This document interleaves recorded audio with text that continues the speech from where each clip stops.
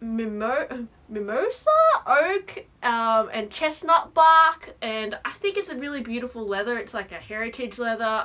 It came out in like 1860, and I have seen a few speedies and things on eBay in this same beautiful tan leather, and it's something that I think shedders and tans over time as well. I just think it's a really cool leather, and they're starting to bring it back, and there's a lot of like bags in the pre-loved market in this leather, so I think it is kind of like a collector's piece kind of thing. So you will see on some sites they are going for like quite a premium, but it's kind of like a trend that I don't think has caught on yet. So look at no-made leather from Louis Vuitton. I think it's really cool, and it's a nice kind of golden neutral color as well. There are some kind of lines from Louis Vuitton which probably I'm looking at. I really love denim Louis Vuitton bags, so I have one which I purchased from eBay for I think it was $600 to $700. I can't quite remember, but these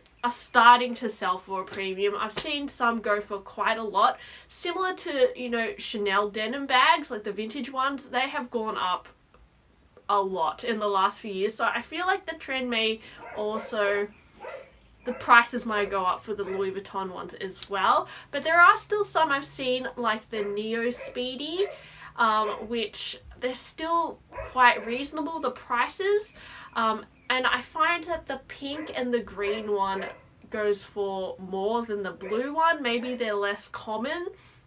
I will say though, don't settle for, you know, bad condition with these, because the pink, especially when it's faded, it doesn't look as nice as compared to when they're in better condition. The colors are a lot more rich, and because it's denim, it does kind of fade naturally. If you don't mind that faded look, then you might be able to get a really good deal on these. But I was really looking for the baggy PM in the pink color. I would love that, guys. If you know anyone selling that, let me know.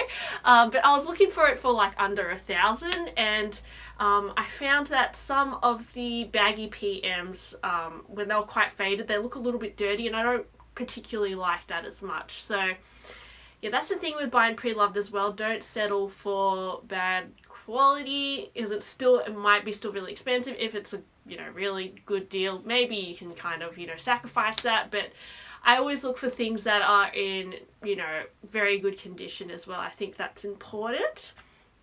Also, I was like really looking into vintage Hermes bags, because I know Hermes quality is, you know, exceptional. They have, you know, really interesting leathers and things, and, you know, people are paying a crap ton for vintage Louis Vuitton, like these pochettes and, you know, things from, I mean, I'm guilty. I'm definitely tempted by like the watercolor collection and things like even the Kusama collection and sorry, Usama, is it Usama?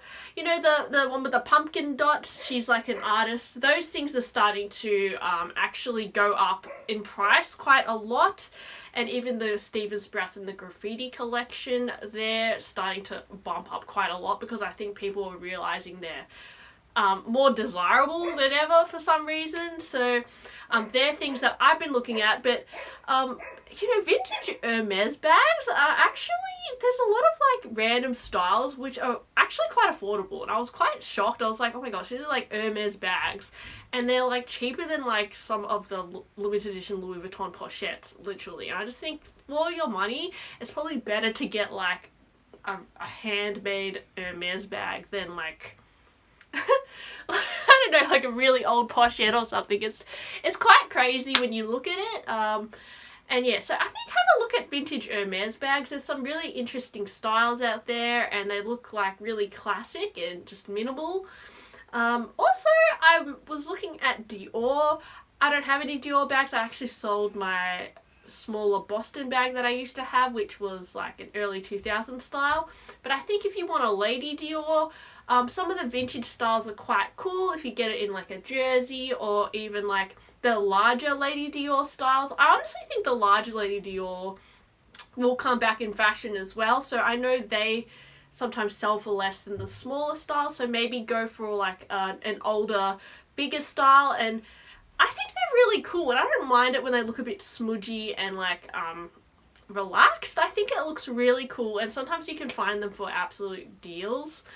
Yeah, so that's what I've been looking at on like the internet. I usually look at eBay, Depop, Versatile Collective, Facebook, you know, everywhere. I'm always on the lookout for deals.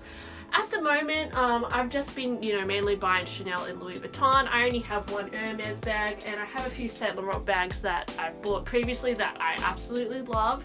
But, you know, I think if you look at other brands and, you know, different years, you can really try and think outside the box. Think of almost like what is not cool now and what you think could actually come back in fashion. So yeah, anyway, I hope you enjoyed my video. Please like and subscribe, and I'll see you next time. Bye!